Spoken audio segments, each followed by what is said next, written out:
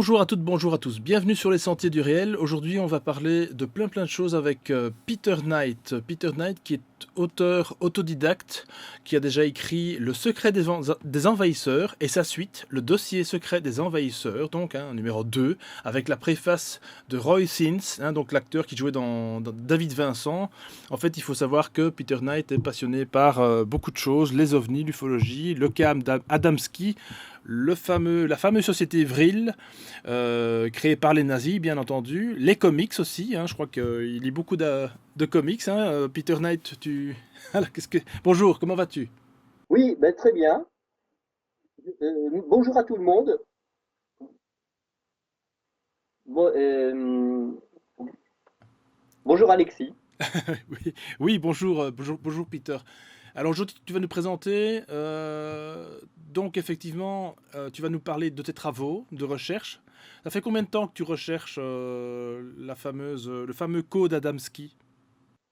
Bon, en fait, j'ai trouvé ça il y a plusieurs années de ça en faisant j'en ai fait des articles avec Rocksoccer, quoi, puisque j'ai trouvé un code dans la série. Ce code avait été mis effectivement, puisque maintenant Roy Tinos dans sa préface me le dit effectivement qu'ils ont mis ce code. Le code que j'appelle le code Adamski. Ce sont des blonds donc qui possèdent des disques volants mais qui ont le petit doigt qui est raide. Et curieusement, ce petit doigt raide existe réellement. Ces blonds au petit doigt raide existent réellement. C'est les membres de la pure lignée viking qui, entre l'âge de 40 et 50 ans, ont le petit doigt qui s'écarte. Ça veut dire c'est une mutation appelée par le baron Guillaume Dupuytren qui a soigné de nombreux Nordiques, la maladie celtique ou la griffe. Et donc la griffe celtique maintenant est officialisée depuis que je fais mes conférences, et on voit ce petit doigt donc, dans les hôpitaux, cette image du petit doigt raide que l'on voit dans les envahisseurs. Et cette image du petit doigt raide, c'est la marque donc de ceux qui sont de la pure lignée viking, donc les werewolves de la Deuxième Guerre mondiale, qui semblaient donc être des gens très particuliers, c'est-à-dire de descendance hyperboréenne, et qui possédait de la haute technologie, puisque les Allemands, ça on le, bizarrement dans l'ufologie mondiale, j'ai été étonné de voir qu'il y a très peu de gens au courant de ça, que les moteurs électromagnétiques pendant la Deuxième Guerre mondiale ont été construits. Les moteurs électromagnétiques, dont l'énergie magnétique dont parle Steven Seagal, qui dit dans son film Terminé, dans une conférence de son film Terminé, que l'élite possède des énergies magnétiques derrière le pétrole. C'était cette guerre-là, la Deuxième Guerre mondiale, c'était dû à ça. Adolf Hitler qui voulait les énergies alternatives, qui ne venaient plus du pétrole, qui a combattu les juifs, les banques et tout ça qui voulaient le pétrole. Et en plus de ça, les, la technologie de Nikola Tesla qui a été volée par les nazis, quoi. Ouais. Donc, Avec qui Edison d'ailleurs avait commencé à collaborer, mais Edison, le gros problème, c'est qu'il y avait finalement, c'est lui qui a un petit peu été programmé, je pense. Enfin, Edison, tu me corrigeras, pour complètement contrôler euh, Tesla, quoi, finalement. Marconi qui a fait le programme de la guerre des étoiles. Ouais. Alors, voilà, Tesla décida de mettre au point un condenseur discoïdal. Il vint aux États-Unis avec ses plans pour construire la première soucoupe volante au monde sans énergie externe en 1907.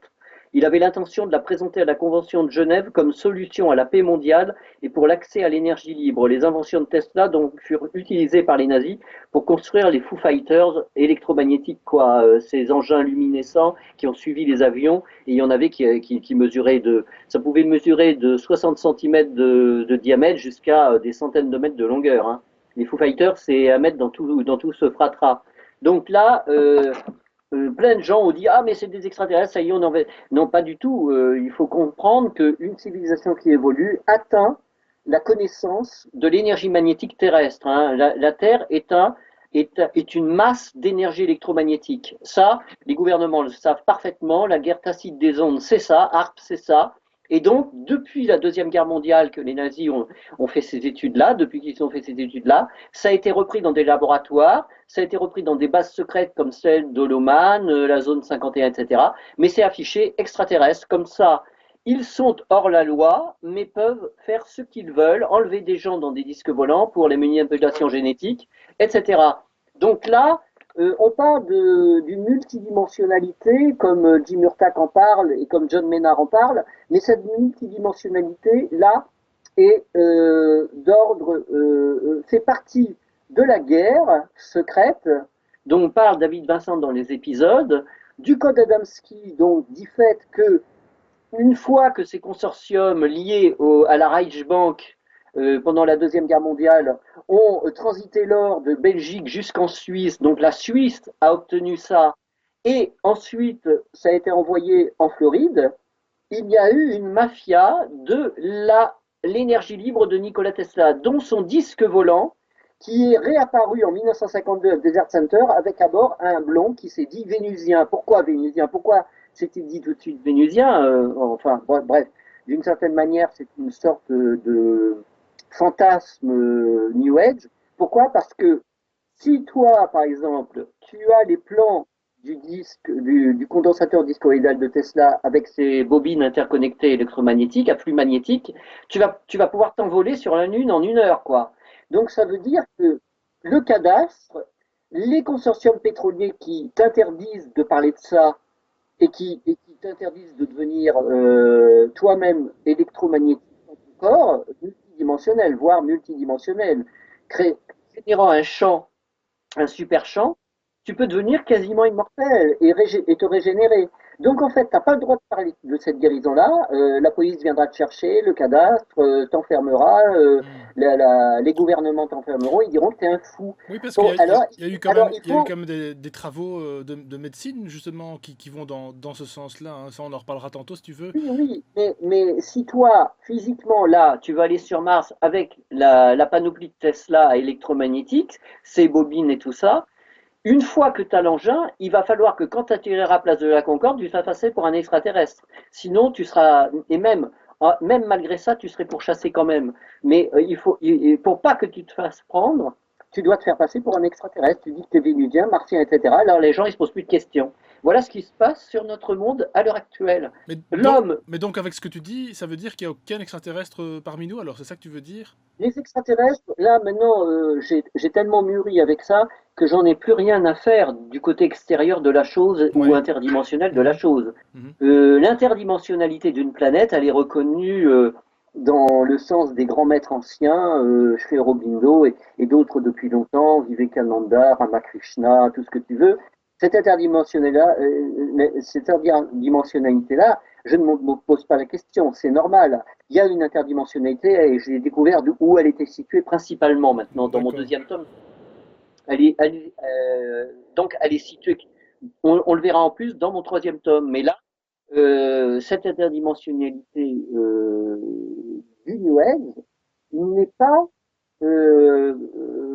reçue par moi parce que tant que l'homme n'évolue pas vers le champ magnétique en élévation, en ascension, on ne peut pas interpénétrer les 4 éléments.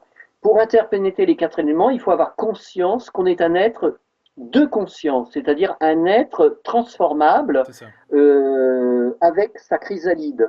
Donc là, il faut se mettre en marche dans le sens de la transformation, ce qu'on appelle devenir un méta-humain, la métamorphose, c'est-à-dire au-delà de Hmm. l'homme. Et pas par- C'est ce que dit Bruce Lee. et surtout pas d'ailleurs avec le transhumanisme, hein, parce que ça c'est horrible, Et hein, non, parce que le transhumanisme, c'est un leurre total de voilà. Google Ouais. qui veut nous faire croire que la technologie est plus importante que l'homme. Alors qu'en fait, c'est faux. La technologie, c'est une imposture si on n'a pas la conscience. Ouais. Et les gens de Google n'en ont pas, justement. Alors effectivement, donc toi tu vas nous parler donc de tout ça. Alors vous l'entendez, chers auditeurs, Peter Knight est un passionné, hein, ça. Il va, il va nous dire des choses aujourd'hui que vous n'avez peut-être jamais entendues ailleurs. Et si vous connaissez Peter Knight, eh ben voilà, ben vous allez peut-être découvrir aujourd'hui des éléments qu'il n'a pas révélés ailleurs, parce que apparemment tu es, je veux dire, pas très bien accueilli chez certaines personnes. Bon, ça on va pas faire du tout le Non, mais procès. je Euh, vais dire, je suis étonné de, comment ça s'appelle, le truc de BLTV? BTLV qui m'a jamais invité alors qu'ils avaient promis, etc. J'ai vu que petit à petit tout tombait comme ça. mhm, mhm. Votre cœur m'invite à aller voir les simples Ah, attention au micro. c'est pas suffisant pour moi. Donc là, je me dis, il y a un piège, il y a quelque chose de la part de l'ufologie qui est en train de m'encercler pour empêcher de me faire parler. Et de toutes les façons, les chaînes Antenne 2, etc., tout ça, ne voudront jamais que je dise que l'énergie libre existe de Tesla, qu'elle est utilisée par des gens comme par exemple René Cousinet, qui voulait faire son disque volant à propulsion magnésium, qu'il a annoncé à Paris Match, alors qu'en fait c'était les plans de Tesla tout bêtement, hein, et de 1907, hein, il refaisait cette soucoupe volante à la française, lui. Et donc, en fait, il a dit qu'il faisait le prototype définitif de 30 mètres de diamètre pour un mini piquet de page de 1000 membres, et en 9 mois, et 5 mois après, on l'a retrouvé mort. Donc, en fait, dès que tu vas à l'énergie libre, que ce soit en parole, et alors qu'on défend le monde, comme moi j'essaye de défendre le monde pour accéder, comme Tesla le faisait, à la liberté grâce à l'énergie libre, à la paix mondiale, eh bien même tu as les revues ufologiques qui sont contre moi. Et BTLV aussi, très certainement, parce que ils me parlent plus du tout. Donc en fait, je dis le message, je dis que ce sont des lâches intégraux. Je dis que je suis le contraire de ces gens-là. Je suis comme Bruce Lee, parce que j'ai été enseigné exactement la méthode Bruce Lee par ce maître tibétain, et je peux dire que ce genre sont des lâches. Ils n'utilisent pas le muscle de la conscience pour faire évoluer leur corps. Ils font croire qu'ils savent tout. Alors je peux donner un message de ça. D'ailleurs, je vais dire un message de Bruce Lee carrément, parce que j'écris son livre à l'heure actuelle qui sera dans une notion de métaphysique pure, hein. Voilà ce que dit Bruce Lee, et je le dis pour ces gens-là. Savoir n'est pas suffisant, il faut appliquer ses connaissances. Je ne vois pas d'application de connaissances. Je vois du blabla écrit partout et j'entends du blabla, mais je ne vois pas d'application de connaissances au niveau du corps, hein. Et vouloir n'est pas suffisant, il faut agir. Voilà, et je ne vois pas d'action non plus parce que moi je suis actif et là on me refuse. Donc je dis BTLV, les chaînes comme Antenne 2, 3, FR3 et tout ça sont des lâches parce qu'ils sont à la botte des gouvernements. C'est ça. Alors, effectivement, pour repartir, disons, sur une base envahisseur, parce que là, pour le coup, donc ce que tu es en train de nous dire, c'est que les envahisseurs, c'est un peu du pipeau. Les extraterrestres, comme tu dis, hein, tu as laissé un peu ça de côté. Et que, mais alors, qui sont ces personnes qui, effectivement, ont déjà des vaisseaux comme ça, des engins qui sont-ils Est-ce que sont alors voilà, c'est facile. Le code Adamski le dit clairement. Ce Ouais, sont des Nordiques, oui. des gens d'ascendance nordique qui tiennent la Terre. D'ailleurs, moi, je suis la lignée de Jordan Maxwell. Jordan Maxwell nous dit dans ses conférences que le monde est prisonnier de gens qui sont grands blonds aux yeux bleus, qui tiennent la trilatérale, qui tiennent le monde entier entre leurs mains, le Vatican, tout ce qui est Illuminati. C'est la nordique aryenne, donc d'obédience celtique, mais dégénérée. C'est-à-dire que clairement, hein, et donc là, ce qui est marrant, c'est qu'il dit que ce sont les membres celtiques. Or, ceux qui ont le petit doigt raide, Hmm. comme l'a dit le baron Guillaume Dufresne, justement, ça s'appelle la maladie celtique, leur petit doigt qui se déforme entre l'âge de 40 et 50 ans. Donc, je suis d'accord avec Jordan Maxwell. Il dit que le Vatican est maintenu par le CIA, des membres du CIA qui sont au Vatican, et c'est la vérité. Ce sont les chevaliers de Malte. Oui, c'est ça, oui, oui. Ok. Voilà. Donc en fait, là, tout ça, c'est un complot majeur. Quand les gens disent non, actuellement, on dit sur Internet, non, il n'y a pas de complot, je ne sais pas qui nous dit ça, il n'y a pas de complot, tout ça. Ce sont des menteurs éhontés qui essayent, qui imaginent que leur pouvoir suprême de style Illuminati à la con, hein, je le dis bien, hein, vont nous faire croire que intellectuellement, ils sont les rois de la galaxie. Donc là, il y a un problème et il faut absolument abattre ça complètement. C'est faux. Quand une humanité comme la nôtre arrive à une forme d'intelligence par ce qui est les médias où on a l'information directe maintenant, on n'a plus le droit de baratiner. C'est criminel. Donc, des tas de gens, j'ai rencontré, que je peux parler à des clochards qui savent la vérité, hein, des Bien sûr. clochards savent la Tout vérité, à hein. fait. Ça, je suis tout à fait d'accord avec ça. Voilà. J'ai rencontré moi-même d'ailleurs des personnes, mais ça je vais pas en parler sur antenne, c'est que j'ai rencontré effectivement des personnes qui m'ont dit des choses incroyables, mais vraiment incroyables que jamais on dira nulle part. Alors, je Voilà. voudrais rajouter un truc très particulier de ce qui se passe de ce complot majeur dans le monde entier de la part de ces sociétés secrètes paragouvernementales qui sont dirigées par les gouvernements à l'heure actuelle, tous les gouvernements du monde, hein, et même le Vatican. Et vers quoi ils nous mènent? Vers l'informe et l'absurde. L'informe, ce qui est informe, n'est pas le sans forme du Tao Te Ching, de Lao Tzu, comme le dit Bruce Lee. Je peux donner une différence entre l'informe et le sans forme dont parle Bruce Lee, c'est-à-dire le sans nom et le sans forme, n'est pas l'informe qu'à l'heure actuelle on veut faire croire à travers l'art. Par exemple, on enlève tout ce qui est figuratif dans l'art pour retourner au truc arriéré de l'art moderne des années 20. Et c'est complètement arriéré, ça n'est plus culturel du tout, cette visée, c'est un complot. Alors là, je vais te lire un truc de ce qu'il dit Bruce Lee. La différence entre ne pas avoir de forme et avoir une non-forme est la suivante. La première dénote l'incompétence, la seconde note la transcendance. Moi, c'est ce que j'ai appris de mon Ah oui, maître aussi. d'accord, ok. Ouais. Ce que je veux dire, c'est que le sans forme est inclus dans la forme. Il est pure énergie. Bossy dit que c'est comme de l'eau qui épouse toutes les formes. Mais quand tu meurs, tu es comme un vase et l'eau s'échappe. Tu ne meurs pas en fait. C'est un peu comme L'énergie le- qu'il y a, c'est un peu, l'énergie qu'il y a dedans s'écoule, c'est tout, tu vois. c'est un peu comme l'homme super lumineux de Roger Duteil. Je sais pas si tu l'as lu, mais voilà, il y a l'homme super lumineux. Donc c'était un bouquin que Roger Duteil et sa femme avaient. Non, Roger, pardon, excuse-moi. Et voilà, donc effectivement que Oui, l'homme supralumineux, voilà, c'est ça, supralumineux. Quand on dit homme, c'est pas forcément un homme, ça peut être une femme aussi, on est bien d'accord. Et oui, c'est tout. ce sont des êtres en fait qui ont atteint une sorte comme tu dis, de transcendance. Mais d'après toi, nous, bon, on est quand même fait de chair et d'os et de sang. Qu'est-ce qui fait que on nous met justement cette chape de plomb? Mais c'est pas une chape en fait. C'était un modèle de création. Ouais, En réalité, le corps humain est fait au nombre d'or dans sa perfection. Il fallait toucher la perfection au niveau supramental, c'est-à-dire au niveau de l'éther, pour accomplir.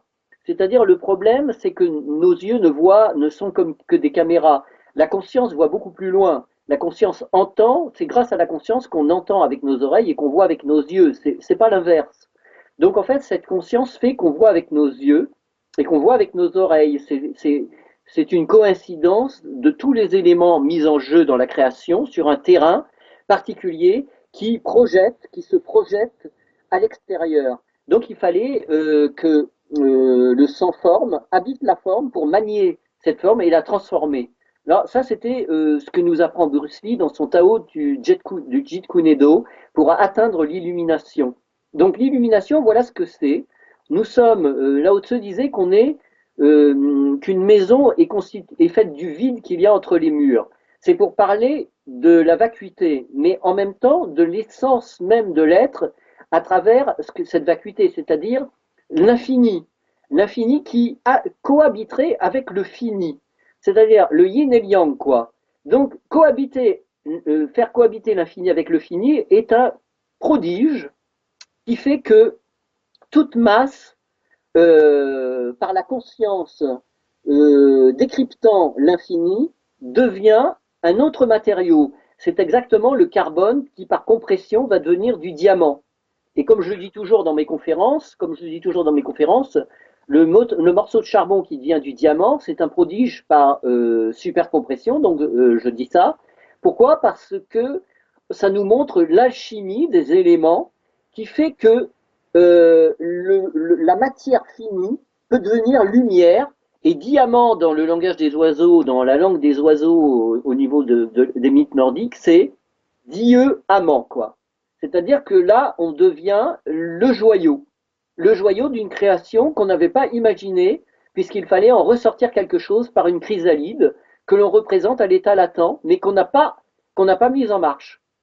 Comme la chenille est plus intelligente que nous, elle l'a fait elle.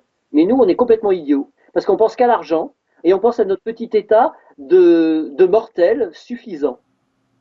Ah, mais donc, effectivement, il y a quand même beaucoup de choses qui sont mises en place. Comme tu le constates, il y a quand même beaucoup de choses qui sont mises en place pour qu'on ne s'éveille pas. Et ça, effectivement, bah, avec, comme tu dis, l'argent, et quand je vois donc cette application qui est sortie cette année, le Pokémon, fameux... L'argent, c'est l'hameçon, hein. L'argent, c'est l'hameçon. Ouais. Alors, des gens qui pensent que C'est la carotte, quoi. Hmm. voilà, parce que c'est l'homme qui a créé l'argent, mais la nature ne crée pas l'argent. Elle crée des joyaux, elle crée l'or, c'est bien plus que l'argent. Et elle donne ça naturellement. Les empires, les consortiums qui volent sur la terre le pétrole, l'argent, les joyaux, sont des vampires, c'est-à-dire qu'ils veulent assassiner la Terre et l'humanité pour la prise de pouvoir d'une planète dans le système solaire. C'est ce qu'ont fait les nazis. C'est pour ça qu'ils ont volé les condensateurs discoïdes de Tesla, pour pouvoir aller se balader sur d'autres planètes et faire la même chose sur d'autres planètes, pour vampiriser d'autres, pour aller chercher de l'or ailleurs et sur la Lune et sur Mars, etc. C'est pour ça qu'ils disent jamais qu'ils sont ni sur la Lune, t'as pas le droit de le dire, parce ils te ferment la bouche dès Le que tu veux. claquet. Mhm. Mais d'ailleurs, Tesla, de sa bouche, hein, lui-même, il avait dit dans une interview, je pense, dans les années, je sais plus combien, 10, 20, de lui-même, avait dit qu'il avait des inspirations venant d'une autre source, hein, non terrienne, je veux dire, hein, pour ses inventions. Il avait dans sa conscience, il ne faut pas oublier qu'il était avec Vivekananda et qu'il pouvait transcender son propre moi.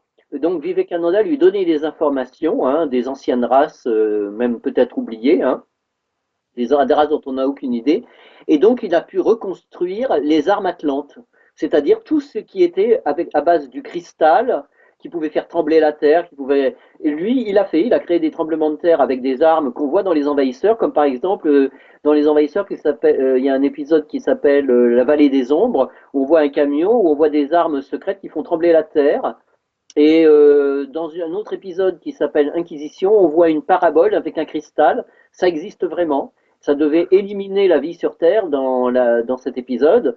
Et avec ça, Tesla pouvait créer d'immenses tremblements de terre, type presque comme celui, on dit que Tunguska, par exemple, c'est Tesla qui l'a créé. Oui, oui, tout à fait, les fameuses forêts d'arbres qui s'est complètement Voilà, étalée. dans le film K20 d'ailleurs, il confirme que c'est Tesla qui a K20, l'homme aux 20 visages, il confirme que c'est Tesla qui a détruit une partie de la Tunguska. Ouais, c'est ça. Tunguska. Et qui officiellement avait été décrié comme soi-disant une météorite, alors qu'il n'y avait absolument aucune trace de météore sur Oui, place. oui, c'est tout à fait énorme parce qu'il avait à l'heure même, il avait là où il y a, au moment où il y a eu ça, il venait d'envoyer un rayon de son laboratoire jusqu'en Arctique. Et pour une mission qu'il y avait en Arctique d'ailleurs, il avait fait cette expérience et c'est passé par Tunguska et justement ça l'a détruit. Il disait qu'avec son arme, on pouvait couper la Terre en deux.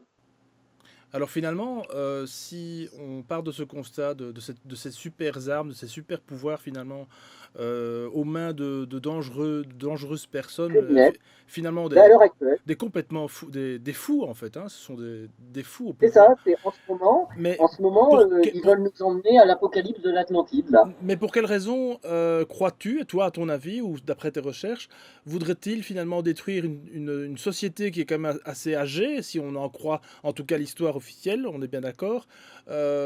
Pourquoi est-ce qu'il voudrait nous détruire, nous anéantir, alors que finalement, ben, on leur sert quand même bien de fourmis, quoi. On est quand même des fourmis pour eux, on travaille quand même assez...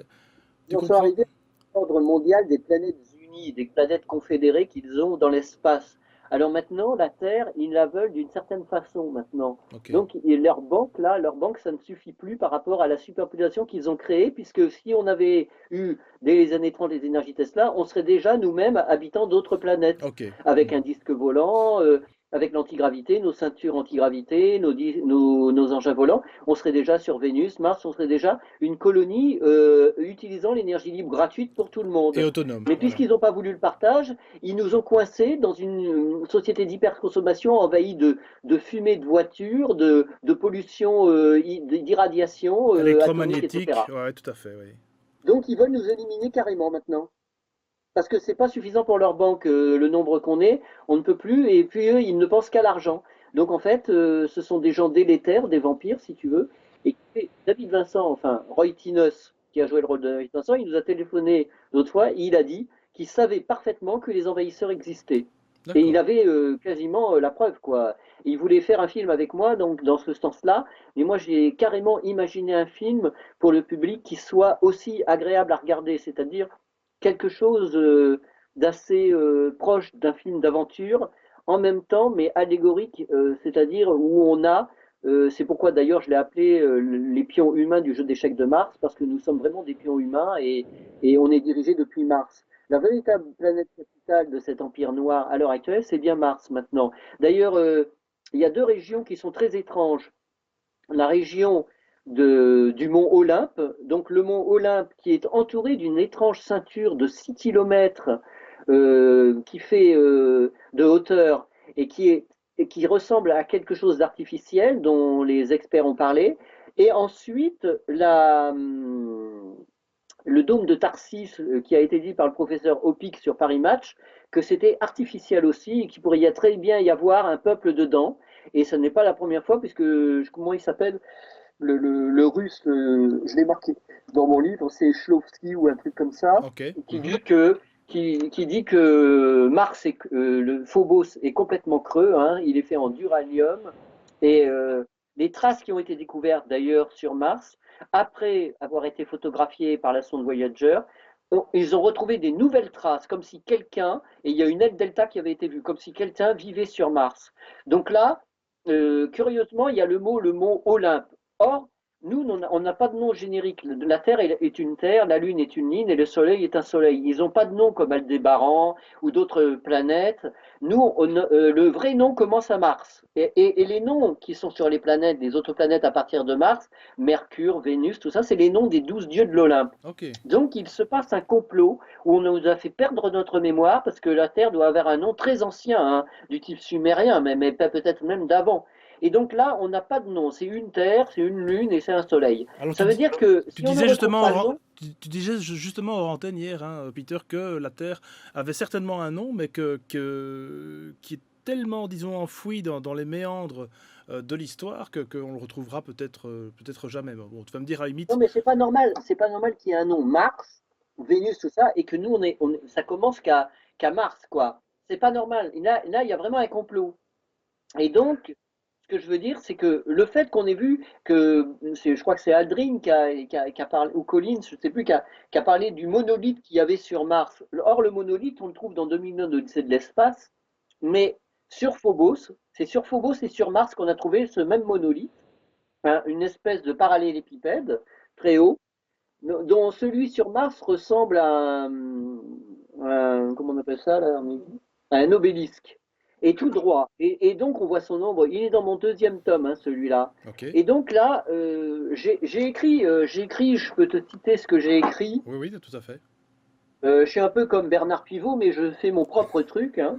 pas de problème. Je pivote vers mon bouquin. Voilà, alors je mets les noms de certaines régions martiennes sont évocateurs à plus d'un titre. Ainsi, le plus grand volcan du système solaire, le mont Olympus, nous renvoie aux dieux de la mythologie grecque. En 1971, Paul Fox et Carl Sagan comparent les cartes martiennes de Percival Lowell à celles que fournissent les sondes. Ils, ils ne trouvent quasiment aucune correspondance, excepté un canal connu sous le nom d'Agathodémon et la cicatrice du Grand Canyon Valles Marinaris. Il faut expliquer ce que c'est qu'Agathodémon. Alors là, je l'explique dans le bouquin.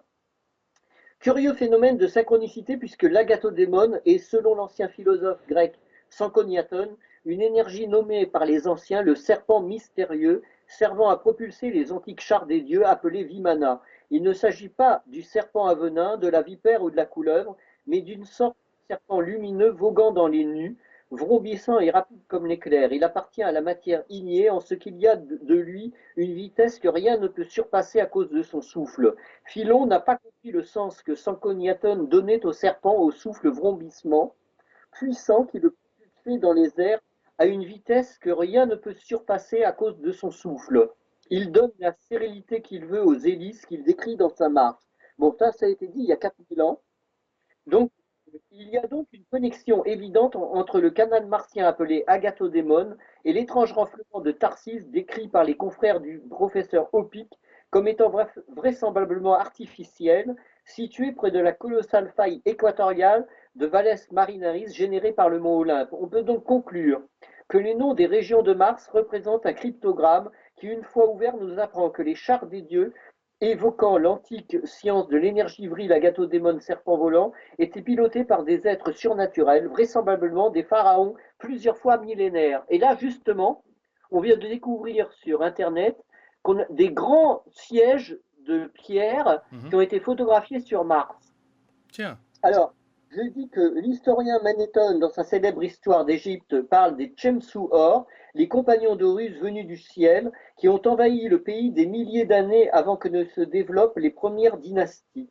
Incroyable. Donc là, selon les recherches poussées de Jean Sider concernant le visage étrange de Mars, l'un d'entre eux, le numéro 3, identifié par l'astronome Thomas van Fladen et l'ancien astronaute Brian O'Leary, ressemble à s'y méprendre à un ancien pharaon.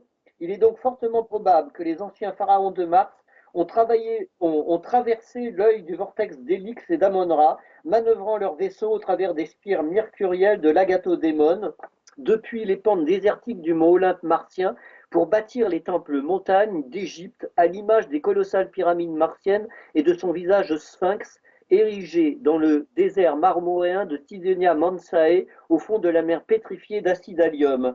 L'indice final permettant de voir le plan d'ensemble défiant nos sociétés se trouve dans le nom codé du Caire, quand les Arabes s'emparèrent de la cité et de la région où se trouve le Sphinx au 7e siècle de notre ère. Ils donnèrent à l'endroit le nom de El Kahira, qui vient de l'arabe El Kahir, qui signifie littéralement Mars, ce que révèle d'ailleurs Tarad dans son ouvrage Soucoupe volante et civilisation d'outre-espace. El Caïra, c'est un rapport avec le Caire? El Kahira, c'est le Caire, hein, on l'appelle le Caire, et ça vient, c'est le mot El Kahira en arabe veut dire Mars. Ah bah mince, ok. Donc on pourrait Voilà. dire que Ce là, qui veut dire, ce là qui veut dire que, on a une clé, là, effectivement, on a une clé, là.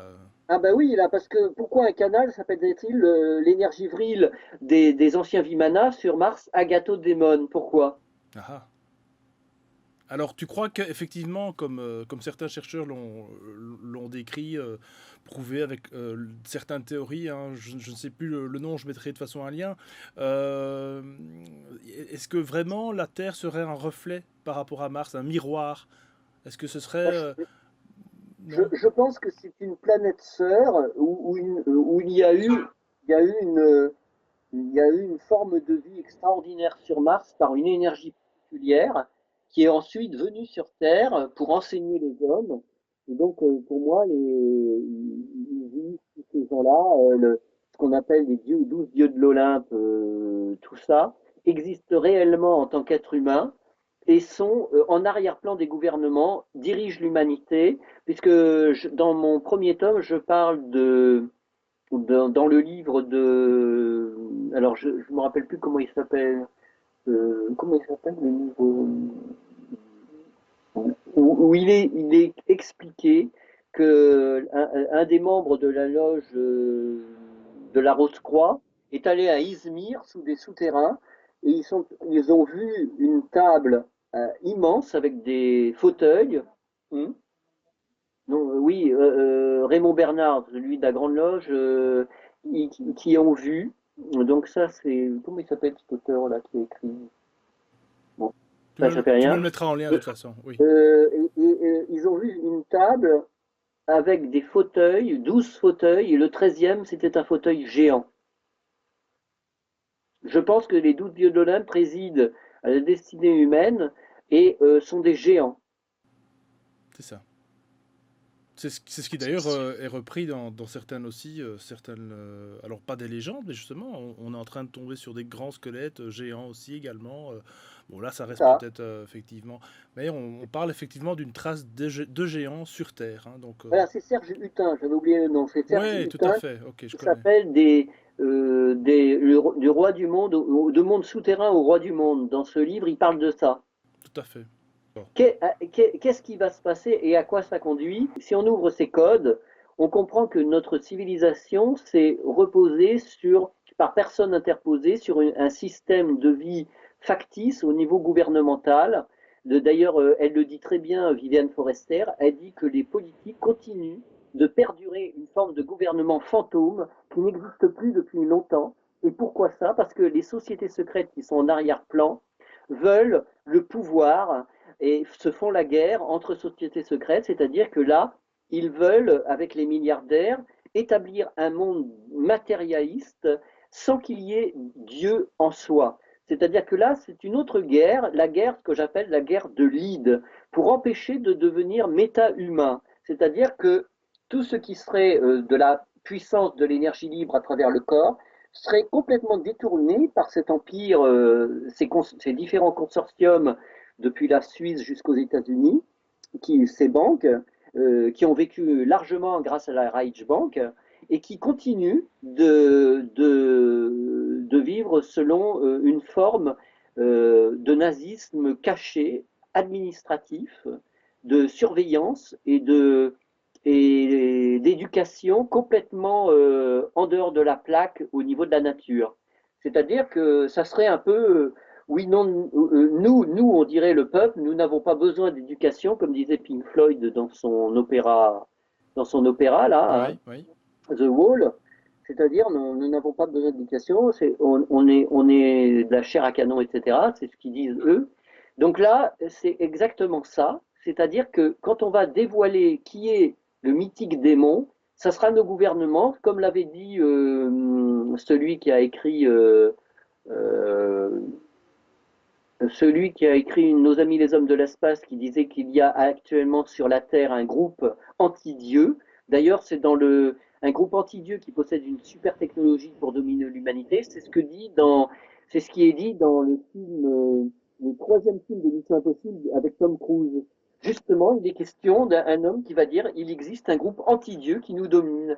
Et c'est exactement ce qu'a dit Howard Menger dans Mes amis les hommes de l'espace. Donc là, on est en train de toucher du doigt, là, l'empire qui dit que rien n'existe de ce qu'on imagine, alors qu'en fait, si, tout existe de ce qu'on imagine, justement. Oui, Et ils veulent tronquer l'imaginaire. D'ailleurs, la preuve en est que même les tableaux, moi je fais des tableaux, hein, des tableaux très figuratifs, d'accord. et la preuve en est que même dans l'art, ils enlèvent des images, alors qu'en fait, quand on rêve d'images, on rêve pas abstrait. Et tout maintenant n'est qu'abstrait. Ça ne veut plus rien dire là. Ça veut dire que c'est déjà préparé depuis. euh, L'art contemporain qu'on appelle ça oui, d'ailleurs. mais l'art contemporain n'est plus l'art contemporain. On nous refuse, Ouais. moi par exemple, Mhm. on me refuse. On refuse de faire. Beaucoup de gens ont été renvoyés des beaux-arts, etc., parce qu'il faut qu'ils démolissent pour faire de l'art abstrait. C'est ça. On n'appelle plus l'art contemporain ce qui se fait aujourd'hui. On appelle l'art contemporain de retourner à l'art abstrait moderne des années 20. C'est complètement ringard, Mhm. tout cet art. Mhm. Mhm.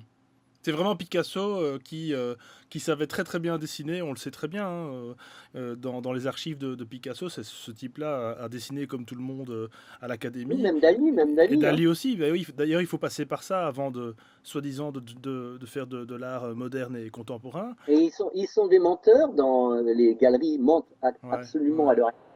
Parce que Même les galeries sont contrôlées, quoi, si je comprends bien. c'est complètement faux tout ça. Retrouver au contraire ce qu'avait dit Léonard de Vinci. Il avait dit l'art du futur serait fantastique. Et l'art fantastique, c'est très figuratif et c'est pas abstrait. C'est quelque chose qui concerne la signature électromagnétique de l'individu dans son âme au niveau la plus cosmique. C'est ça.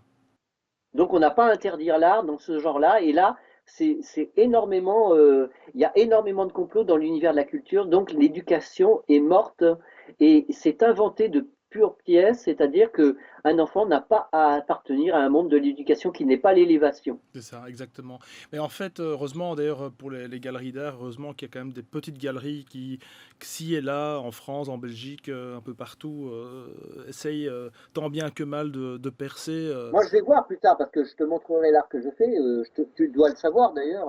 Tu Hmm. connais mon art. Je t'en ai montré des tableaux. Moi, non. À moi, non. En fait, non. Bah, attends, je vais t'en montrer un là. J'en ai un dans le bouquin. Tiens, je peux te montrer un tableau. D'accord. Ah, moi, c'est complètement figuratif, hein. Tu vois, regarde. Oh, c'est superbe. Tu vois? Oh, c'est super. Alors tu vois qu'on peut continuer de faire de l'art sans écouter les soi-disant écoles d'art plastique à la con qui te font croire qu'il faut que tu fasses rien pour diminuer, pour restreindre ta pensée, quoi. Donc là, il y a un vrai complot et il faut faire sauter ces faux profs d'art plastique qui sont des criminels, quoi, de la pensée universelle. Donc finalement, ça rejoint un petit peu ce que tu disais tantôt avec finalement cette élévation. L'élévation, quelque part, on peut la trouver dans la création. L'élévation n'est pas l'éducation et l'éducation ne sera jamais l'élévation tant que des gens voudront le pouvoir sur la pensée humaine. Alors ça, c'est la guerre de l'id. Je l'appelle dans mon bouquin la guerre de l'id. C'est-à-dire, ça commence à Hollywood où tu vois des images de violence à travers des films, Oui, mais qui t'indiquent comment tu dois exister quasiment subconsciemment. Et en fait, la guerre de l'id, c'était le terme grec qui signifiait la puissance du subconscient créateur. Et donc, je l'ai dit dans un article de Top Secret, l'id, c'est l'id-entité, c'est-à-dire la véritable identité n'a pas besoin de carte d'identité. oui, c'est vrai. Id est, selon les anciens philosophes grecs, est la puissance de l'énergie libre à travers le corps humain. Voilà, tout simplement. En réalité, quand on dit l'id-entité, on est, mais le Dieu très-personnel, celui qui doit avancer au niveau de son revêtement matériel, c'est-à-dire son corps physique, sa matrice, c'est par le monde de l'élévation, dans l'ascension même pour l'être humain ayant sa forme doit toucher à un moment donné pour renaître à travers une chrysalide d'énergie, un cocon électromagnétique pour toucher le domaine de l'éther. Et le domaine de l'éther, c'est ce qu'on voit dans les tableaux, par exemple au-dessus du Christ, la colombe qui descend, c'est la puissance même de l'éther dont Nikola Tesla recherchait la puissance. D'accord. Alors effectivement, bah oui, alors on est bien d'accord, là ils veulent pas du tout qu'on découvre toutes ces clés finalement, hein, bah, toutes ces connaissances, parce que finalement on gagnerait notre autonomie. Et C'est ça, on est un méta-humain. alors qu'est-ce qu'on pourrait faire, mon Dieu, à notre niveau, pauvre humain que nous sommes, finalement, pour essayer de comprendre? Est-ce qu'il faudra, tu crois, sans doute plusieurs générations? Est-ce qu'il faudra... est-ce qu'il- Il faudrait commencer dès maintenant à faire ce que faisait Bruce Lee. Il s'est mis à la diététique, il a fait évoluer son corps jusqu'à toucher une dynamique très particulière à travers lui. Cette dynamique, il allait à la vitesse des 24 images secondes des films caméra, donc en fait, hein, il était d'une dynamique incroyable. Donc en fait, pour arriver à ça, il le dit hein, dans un de ses... Dans Opération Dragon, il dit que si tu regardes bien, il a écrit un. De toute façon, il était co-réalisateur du film Opération Dragon, donc c'est une métaphore, tout ce film-là, où il y a des codes. Et quand il rencontre le maître Shaolin, il explique que un combattant, quand il y a un combattant, il n'utilise pas le jeu n'existe plus. Et quand il frappe, quand il doit frapper, ce n'est pas lui qui frappe, c'est une énergie à travers lui. Lui n'y est pour rien. Ouais, Donc en c'est fait, un peu comme dans dans le Reiki, les personnes qui guérissent avec une force venant d'ailleurs, finalement, lui, voilà, voilà, lui, il dit, hein, il le dit, donc, et le maître lui dit, mais ce coup de poing que tu envoies, que toi, tu ne sais pas que tu l'envoies, c'est une arme très dangereuse pour les esprits nocifs, quoi, pour ceux qui voudraient prendre ce pouvoir. Et c'est ce qui se passe sur la Terre. Ils ont pris le pouvoir de Tesla, ils ont pris tout ça, ils se prennent pour des maîtres et des dieux alors que c'est des imposteurs, quoi. Et je pense que les enfants, là, il y a de plus en plus d'enfants qui découvrent que l'éducation est une imposture. Il y a beaucoup d'enfants, de jeunes enfants, hein, entre 5 et 15 ans, qui disent ça maintenant, de plus en plus, parce que dans leur intuition, forcément, c'est l'esprit vivant qui parle en eux, et donc ils disent euh, il n'y a pas, il n'y a pas d'éducation dans ce sens-là. La connaissance vient en soi maintenant, ça afflue en soi. On n'a plus besoin de ces professeurs qui sont payés par les gouvernements pour mettre des fausses connaissances dans la tête de ces enfants-là. C'est tout ça, c'est caduc. je dirais qu'on a effectivement ça quand on vit au monde, hein. D'ailleurs, j'avais un professeur qui était un petit peu pas ordinaire, hein, on va dire ça comme ça, qui m'avait dit, effectivement, à la naissance, on arrive avec 23 sens différents, et non pas les fameux 5 sens qu'on connaît, 23 sens. Alors je sais plus hein, Oui, certainement, hein. où elle avait chopé ça, mais effectivement, après, ce qui se passe, ben voilà, c'est qu'avec l'éducation, avec Mais la en fait, famille, la vie, tout ça est finalement complètement annihilé, quoi. fait, la connaissance vient du fait que l'énergie circule dans la matière. Et or, ce que je disais tout à l'heure, là, pour Lao Tzu, qui disait que une maison est faite du vide qu'il y a entre les murs, c'était pour allumer la lumière à l'intérieur. C'était comme une maison. On a un circuit imprimé en soi de l'énergie libre avec nos glandes. Et il faut créer une impulsion pour allumer cette lumière jusqu'à la glande pinéale. Et donc, le programme qui est fait à travers le corps humain, qui s'est installé dans le corps humain, il y a 6 étages du temple pour ascensionner, 6 étages du temple à partir du bas du corps jusqu'en haut.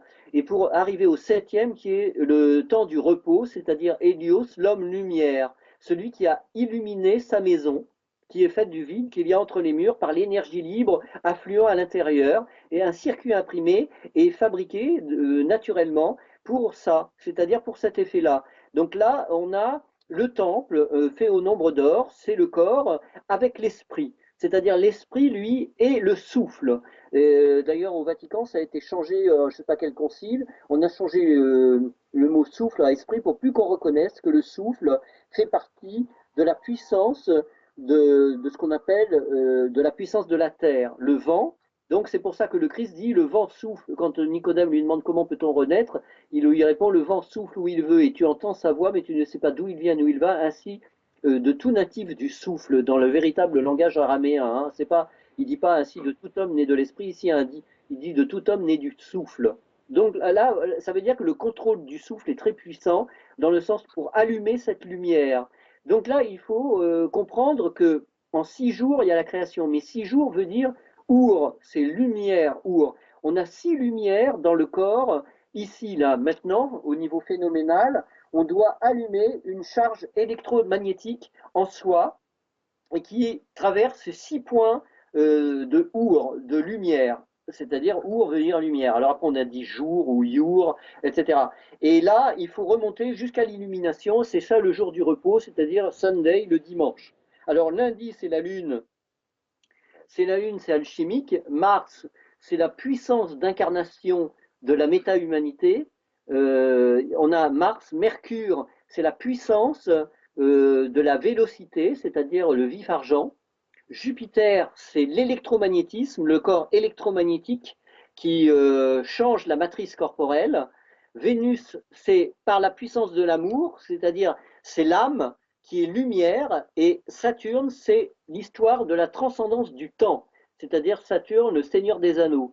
Et là, on transcende le temps. Et dimanche, c'est le jour du repos. Donc, on est bien préparé en plusieurs stases et strates de notre être intime matriciel pour ouvrir ça à l'univers, c'est-à-dire devenir un être, un homo supérieur, partir de l'homo sapiens le premier jour et arriver le samedi à l'homo supérieur, c'est-à-dire c'est le cycle qu'on doit pour allumer nos glandes.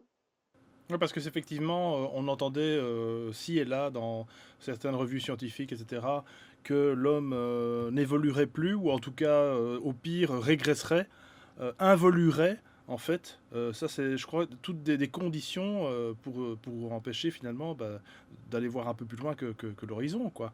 Encore une fois, c'est toujours dire, ben voilà, on va pas évoluer, ben donc effectivement, on s'autoprogramme à ne pas évoluer non plus en Non, faisant ça, ça, en le croyant ça. problème à l'heure actuelle, quelle est l'illusion du monde à l'heure actuelle, ce dont parlent les New Age, est sans importance. C'est sans importance comparé à ça.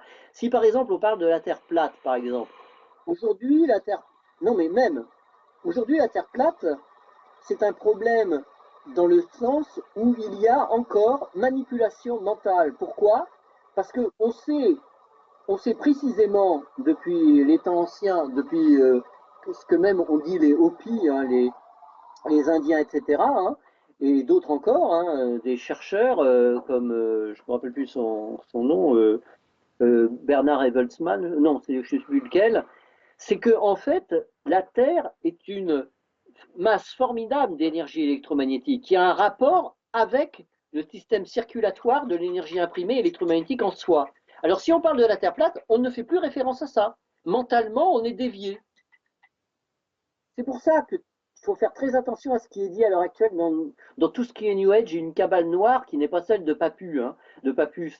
La Kabbale, avant, c'était très positif pour trouver l'illumination. Maintenant, la Kabbale, d'après les New Agers, ça serait complètement noir. C'est pour ça que je me méfie énormément. Parce que moi, je possède deux mémoires. J'ai une mémoire antique de l'Atlantide qui marche parfaitement, où je peux faire des tableaux sans même avoir de connaissances, comme Léonard de Vinci le faisait, des vrais tableaux comme ça. Hein.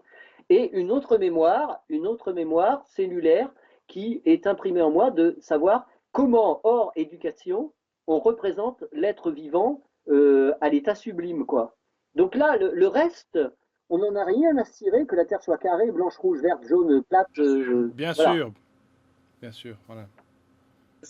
Ouais, c'est mon avis aussi parce qu'effectivement, donc j'ai reçu Nenki, entre autres, et je peux t'assurer que sur la Terre plate, il y a. Alors, je trouve que bon, c'est louable. Je veux bien qu'on y croit ou qu'on n'y croit pas, mais il y a une guerre tellement malsaine C'est avec ça. ça. Moi d'ailleurs, je te le dis, Peter, de toute façon, c'est clair que je l'aurais certainement déjà dit euh, avant, mais moi, bon, le sujet de la Terre plate, je ne le prendrai plus comme sujet parce que c'est un sujet tellement difficile. Alors, je sais bien que les nouveaux paradigmes sont difficiles à digérer. Toi-même, certainement, ben, tes dires vont être sûrement mal digérés aussi. On le sait bien, on est des personnes un petit peu marginales quelque part. Mais ça, bon, encore une fois, on s'en fiche. On dit ce qu'on a envie de dire. Et puis, ce sont nos réalités, nos vérités. Et puis, qui même me suivent, hein, comme on dit C'est ça. toujours. Mais pour la Terre plate, effectivement, je vois tellement d'arrogance, tellement de méchanceté, tellement de guerre stupide pour savoir si elle est plate, carrée ou cubique ou Mais c'est triangulaire, on s'en absurde. fiche. C'est absurde parce que c'est pas le problème. Et je trouve ça dommage. Je trouve ça dommage parce que justement, on s'écarte, effectivement, on s'écarte du problème premier, quoi. Donc, il- Qu'est, alors vous allez me dire quoi, mais non, justement, ben, je vais, que va devenir l'humanité, quoi. le problème étant que, en fait, l'homme, normalement, devrait être un créateur à l'heure actuelle, comme moi j'en suis un, et d'autres personnes, mais on est à compter sur les doigts de la main, malheureusement. Et donc, moi, de toute façon, l'art que je fais, j'en parle pas beaucoup, hein, j'en parle un peu à l'heure actuelle pour essayer de faire certaines démonstrations, c'est tout, au niveau de, des conférences que je fais et tout ça, mais autrement, j'en parle pas beaucoup, mais en tout cas, quand on crée, hein, comme le dit Bruce Lee, on a une découverte de la vérité qui est autre que tout ça. Et donc, l'homme a besoin de devenir un créateur. Ceux qui ne sont pas des créateurs, malheureusement, vont tomber dans le piège de tout ça. Ils vont vite, parce qu'ils ne sont pas des créateurs, alors ils ont besoin d'aller voir si la Terre est plate, machin, ovale, carré. Mais ça n'a aucun. Bah, d'ailleurs, la création, c'est souvent de l'inspiration, et dans le mot inspiration, il y a effectivement une respiration quelque part. Donc on est quelque part, de toute façon, celui qui crée, comme tu dis, celui qui fait de l'art, mais avec ses tripes, et pas avec quelque chose qu'il a appris à C'est gauche, à ça. droite, dans certaines écoles, eh bien, il va s'inspirer de quelque chose qui en fait n'est absolument pas matériel. Hein, c'est pour ça que certains artistes, voilà, inspirés. Je ne sais plus lequel qui avait fait ces tableaux, qui avait été inspiré par des voix, hein, au début du siècle Mm. passé, si tu te souviens un petit peu, le français, là, qui avait fait des tableaux basés sur l'art égyptien. Oui, Je oui, mettrai aussi le je me lien. rappelle de ce.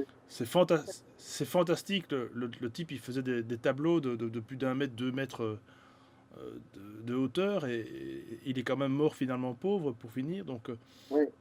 enfin voilà. Et ça vient de ce souffle. Avant, on disait d'un prophète, autrefois, on disait ah, c'est un inspiré. Ah, parce qu'inspiré venait justement, l'inspire mène à l'idéalisation et l'expire mène à la concrétisation à travers le corps de cette idéalisation. Il faut faire l'inverse, que au lieu de s'envoler par la fumée, par les joints et puis tout ça, il faut faire l'inverse, il faut faire venir l'éther dans le corps pour devenir, pour combler le corps de l'éther dans le sang où on peut se transformer et devenir et enseigner et devenir un être logique et naturel. C'est-à-dire tout ce qui est euh, information à sensation et tout, sans l'inspiration, sans rien, juste pour que on donne un appât pour que les gens se battent avec, ça c'est complètement Ah oui, négatif, c'est c'est pas le but, c'est c'est pas le ça, but de exactement. C'est pas l'évolution. normal, quoi. Et ça, il faut se méfier, comme tu dis, hein, de toute façon, de toute, Ah oui, là où il faut se méfier maintenant, c'est là où l'imaginaire et le carrefour de l'imaginaire à travers l'ufologie, c'est là où on est attaqué maintenant. Et donc, il y en a qui veulent gagner de l'argent avec ça, qui veulent faire des affaires avec ça.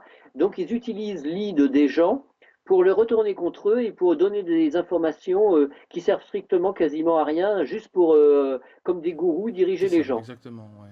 De toute façon, l'ufologie, comme tout le reste, est infiltrée par des organismes.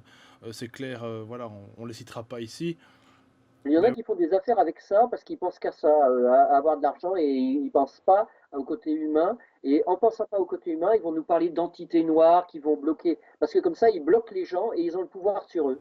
alors toi, par exemple, tiens, pour donner un bon exemple, Peter, toutes ces recherches que je rappelle que tu fais en autodidacte, hein, donc Mm. tu as effectivement sûrement un bagage littéraire, mais à part ça, je veux dire, tu as aussi ce côté, voilà, analyse, inspiration. Mais comment est-ce que toi tu fais pour donner à la limite un conseil aux personnes qui voudraient commencer à décoder certains films, certaines séries, certaines BD, etc., comics et j'en passe.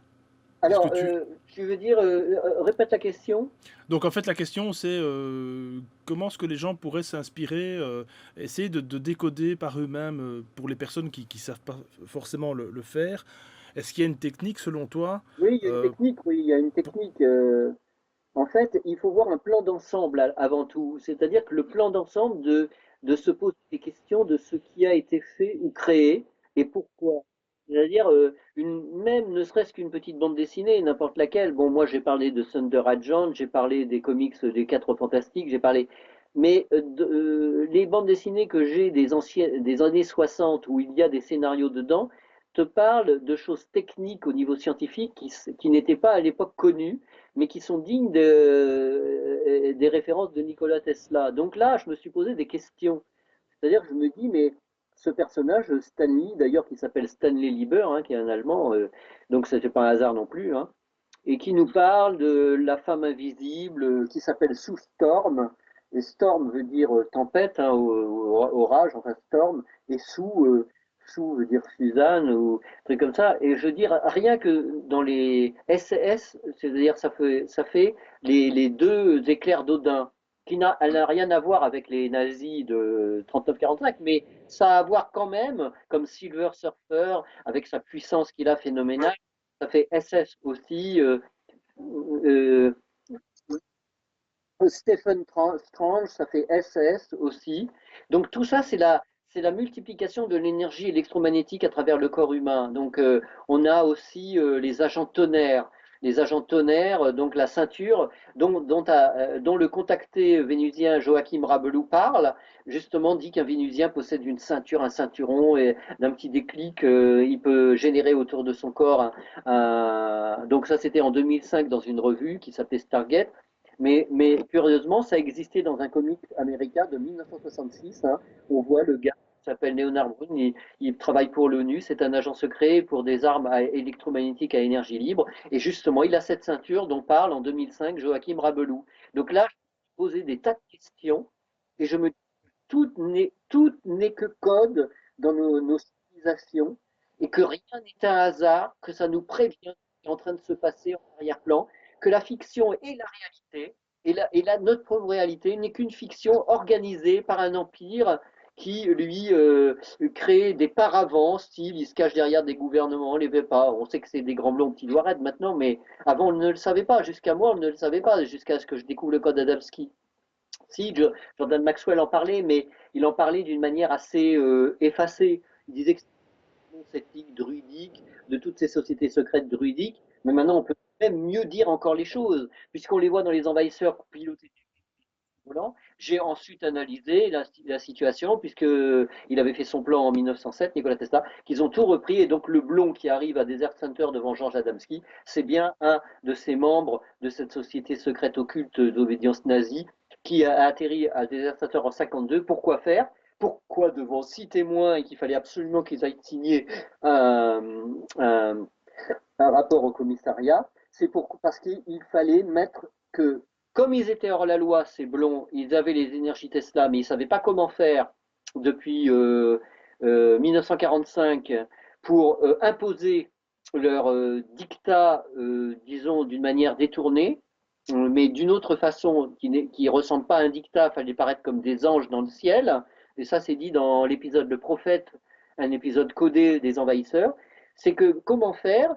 Eh bien, cette organisation, ce consortium, grâce à Laurent Barre, a fabriqué les stations de lancement, les stations de force et des missions de Tesla dans l'espace pour être tranquille. Et il fallait qu'ils reviennent sur Terre après, parce qu'ils étaient quand même hors la loi. Mais là, ils dominaient la race humaine en se faisant appeler Vénusiens. Donc ils ont officialisé l'extraterrestre. Comme ça, leur consortium en arrière-plan est extraterrestre. Ok, donc ils sont hors la loi, mais justement, on peut effectivement rien leur faire, quoi. Chouette. Voilà, et les codes, donc quand je dis comment peut-on lire des codes, donc j'explique un peu comment on lit des codes, mais il faut avoir une vue à 360 degrés. C'est-à-dire, De façon holistique, quelque part. comment? De façon holistique, quelque part. C'est ça. Il faut avoir une vision où on doit comprendre que tout est à apprendre, même dans une simple bande dessinée. Ce qu'on n'apprend pas à l'école d'ailleurs. Et c'est justement, c'est grave. Parce que même dans une bande dessinée, il y a le matériel pour pouvoir faire des thèses. C'est-à-dire, on doit comprendre pourquoi les quatre fantastiques, pourquoi la chose est devenue un homme de pierre, pourquoi ceci, pourquoi cela. Et j'ai su, en lisant des livres, qu'à Princeton, par exemple, beaucoup de scientifiques lisent des comics américains, ils font leur formule grâce à ça. Alors finalement, la question à l'envers, c'est l'auteur, les auteurs de ces comics, eux aussi, ce Ben, c'est sont ce que des... je dis dans mes Ouais, c'est livres. ça, voilà, ce sont des personnes quand même qui ont été initiées à la base. C'est ça, c'est en arrière-plan. Donc je l'ai mis dans. J'ai mis une image, la société Vril, où on voit un type qui est blond et qui a une ceinture carrée, et justement, sur une couverture de la société de la Grande Loge du Vril, il a le soleil sur la poitrine, et c'est un de Flash Gordon, justement. Ah, On voilà. complètement la même chose de cette grande loge de la société Vril. On reconnaît complètement Flash Gordon avec qui pilote des soucoupes volantes sur une autre planète, etc.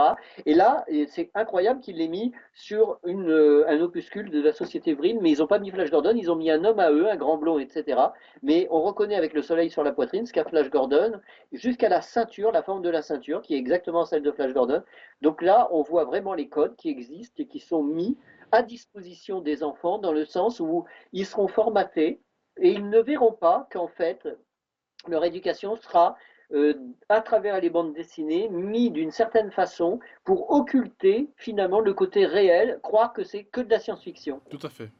Alors c'est peut-être pas important pour toi, mais on parle souvent donc des grands ennemis, donc des races qui seraient déjà implémentées ici depuis donc des siècles et des siècles. C'est les fameux reptiliens. Toi, visiblement, tu nous parles des grands blonds comme étant quand même des personnes quand même Oui, pas. parce que les Alors dis-moi. reptiliens, maintenant je le sais, parce que nous on a une amie, ma compagne, qui a mis au monde un enfant reptilien. Ils ont découvert qu'ils s'étaient branchés sur le CIA. Ils ont découvert ça. Donc, en fait, le major à l'armée qui a vu son enfant reptilien, il m'a dit, moi, personnellement, quand je l'ai vu, quand j'étais en face de lui, il m'a dit, il avait le bébé dans ses mains et les écailles tombaient par poignées. C'est pas dans le livre, ils en parlent, c'est le cas Andromède dans le livre de Bernard Bidot, OVNI, attention, danger.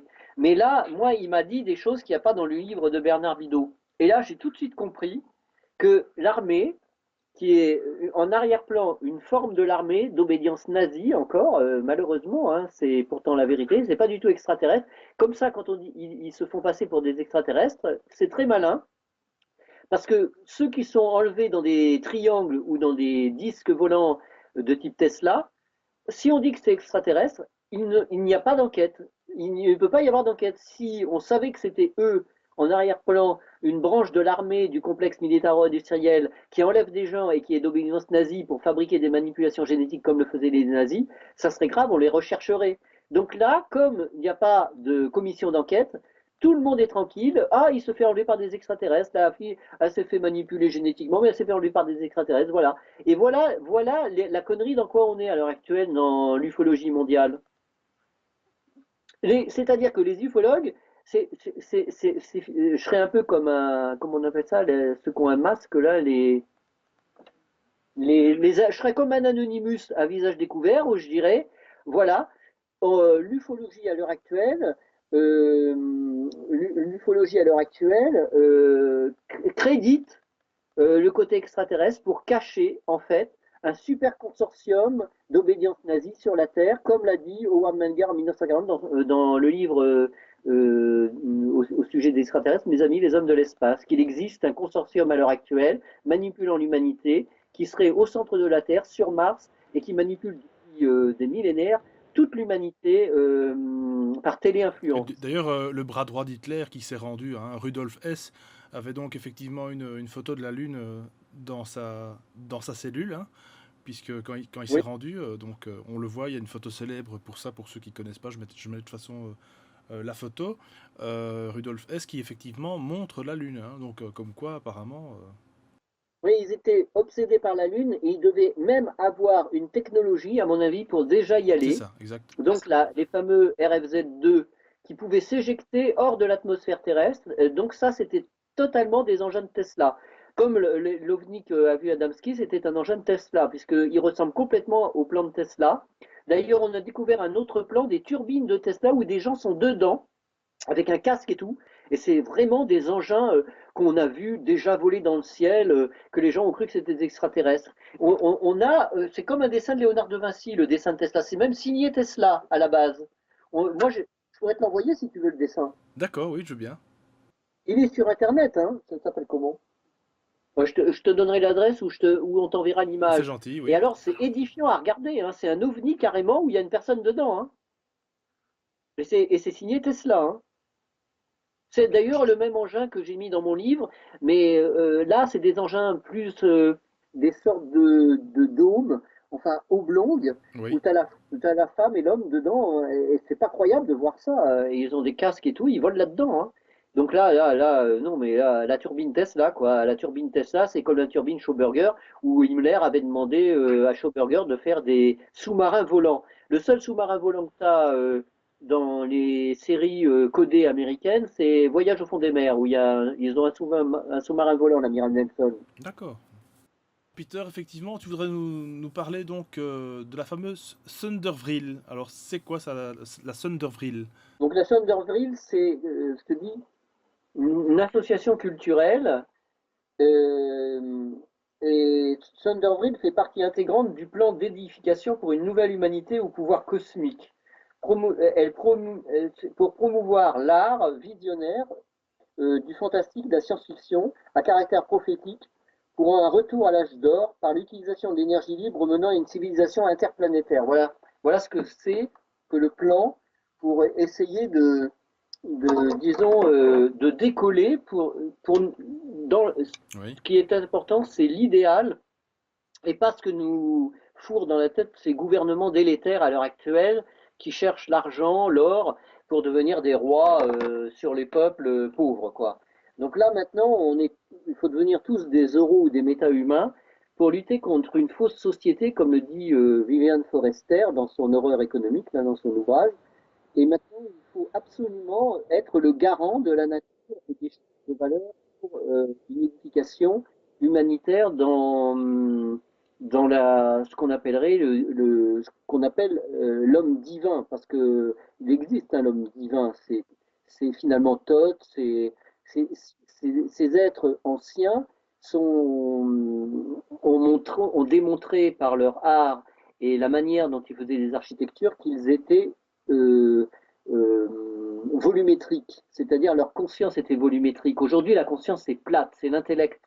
Et tous les gens qui vendent leurs bouquins là de philosophie plus ou moins douteuse dans le sens où il faut réfléchir soi-disant à l'école de toutes ces conneries, Mhm. c'est pour moi de la daube.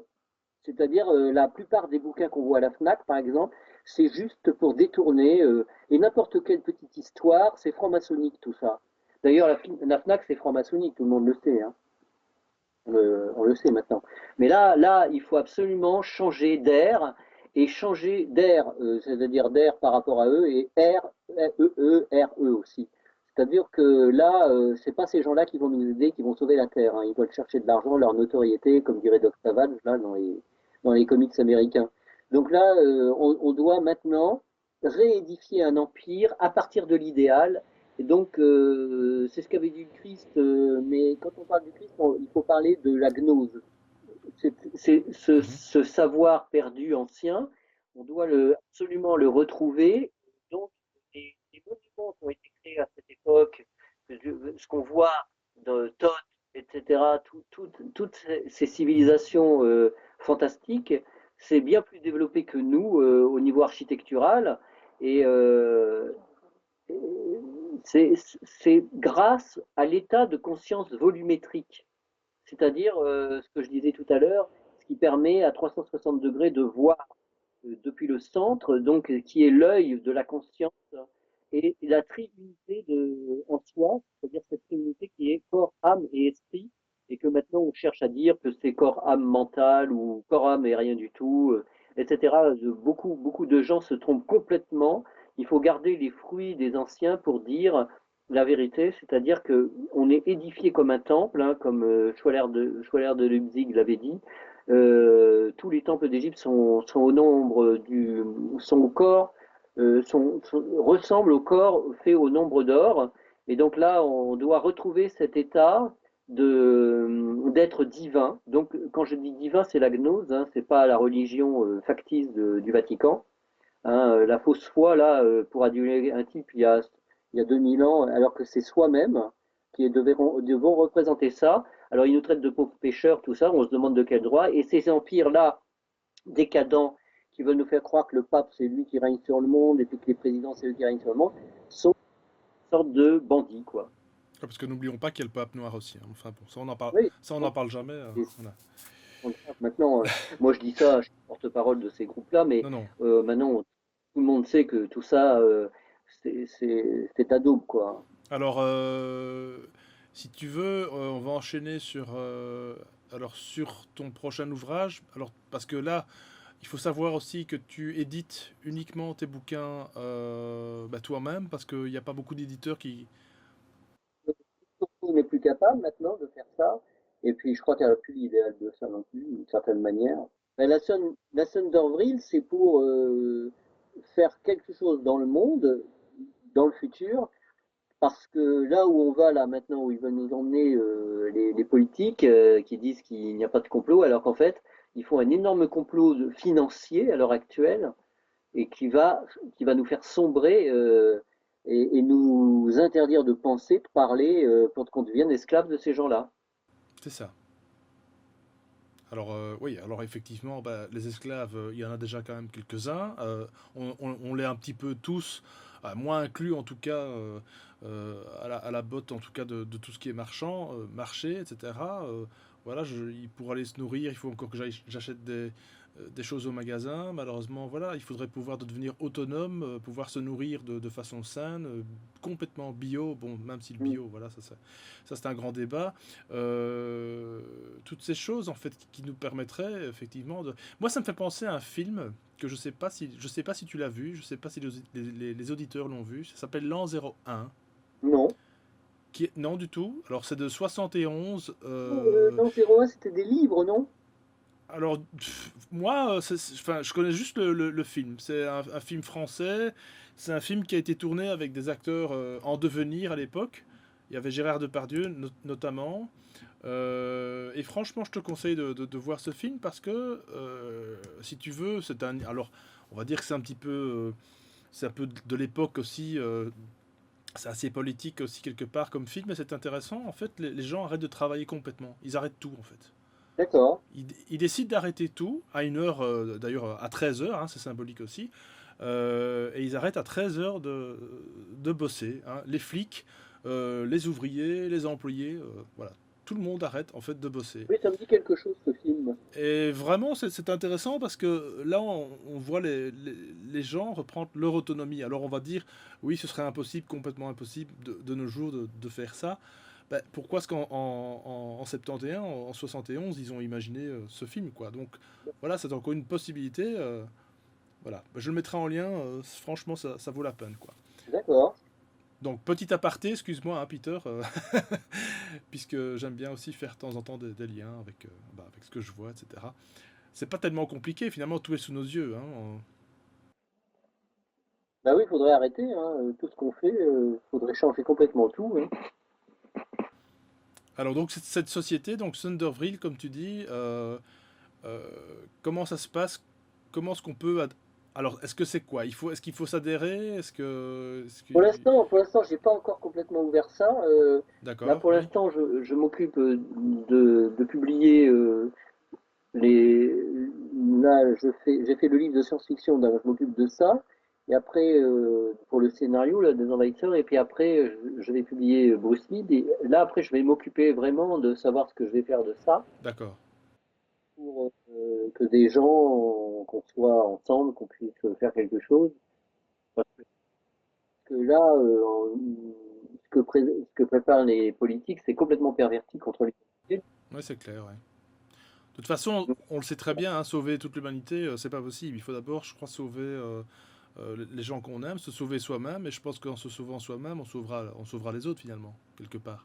Et, le nouvel ordre mondial, ils vont vouloir le verrouiller là dans les prochaines élections et tout, et on est vraiment en danger, quoi. Alors il faut faire quelque chose. Verrouiller qui, là? J'ai pas entendu en fait. Ils vont verrouiller avec les prochaines élections, ils vont verrouiller le nouvel ordre mondial après. Ouais, c'est ça. Et après, il y aura des lois, tu n'auras pas le droit de parler, tu n'auras pas le droit de penser, tu n'auras pas le droit de. C'est George Orwell, quoi. Ouais, voilà, c'est ça, ils veulent faire ça, hein. Mhm. De toute façon, je pense qu'on y est déjà, hein, quelque part, de manière invisible. Mais ouais, donc, Bon, alors effectivement, est-ce qu'on peut encore se procurer tes deux premiers volumes, Le Secret des Envahisseurs et le dossier Secret des Envahisseurs? oui, oui. Oui. Alors comment est-ce qu'on fait? Alors, c'est quoi l'adresse? Alors, association Thundervril, Oui. donc Ouais, de Thundervril, toute façon, je mettrai le lien, ok. donc, boîte postale Oui, 1602 d'accord. 06 011 Nice CEDEX 1. D'accord. Donc, on va dire le chèque ouais. Donc alors pour te les acheter, il faut le faire par chèque ou par, comment ça marche? Oui, voilà, tu peux commander, mais c'est pas. Que- Non, d'abord, il vaut mieux écrire d'abord. D'accord, ok. D'accord, très bien. Donc on vous écrit un courrier, on vous demande Voilà, un écrire un ouvrage courrier. et toi tu donnes Voilà, après les coordonnées pour... voilà, D'accord, j'ai compris. Ok, parfait. Écoute, voilà. écoute, merci beaucoup Peter. Effectivement, on pourrait partir pendant des heures. Moi, ça me passionne beaucoup. Si les auditeurs ont apprécié, disons, ceux qui ne te connaissent pas en tout cas, ont apprécié ce que tu as dit, on pourrait toujours faire un volet numéro 2, hein, si tu veux, il n'y a pas de problème. Voilà. De toute façon, tu es le bienvenu. Ben, mais merci beaucoup, hein. Merci, Et Alexis. puis il faut profiter au fait, c'est ça, c'est un petit message que je voulais dire aussi à tous et à toutes, hein, il faut profiter de pouvoir justement partager, dire ce qu'on pense, dire ce qu'on a à dire, et puis voilà, après ça fait son chemin, hein, Voilà. c'est pour ça qu'on est là. Et de manière gratuite en plus, voilà. En tout cas, merci beaucoup Peter, bonne soirée. J'espère que le son sera pas trop mauvais. On va y remédier de toute façon. Merci Ah, encore. Et c'est une grande chance de t'avoir parce que je sais en plus que tu as des problèmes de connexion chez toi. Donc voilà. ici, donc là, tu n'es pas chez toi, mais on ne précise pas plus. Voilà, Pareil. donc merci à la personne qui a prêté son local. Salut, salut. Salut, Alexis. À bientôt. Ciao, ciao. Bonne soirée.